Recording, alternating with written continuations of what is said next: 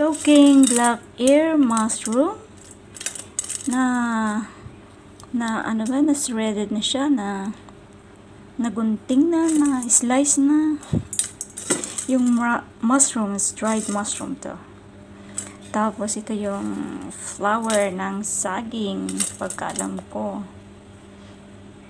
Ihahalo natin ito sa Chinese sour soup. Yan. Ibababad natin ng pinakuloang tubig para lumambot siya. Yan. Pakuluan na tubig. Tapos takpan natin. Takpan natin ng cling film para mabilis na mababad at saka lumambot yung ating dried black ear mushrooms.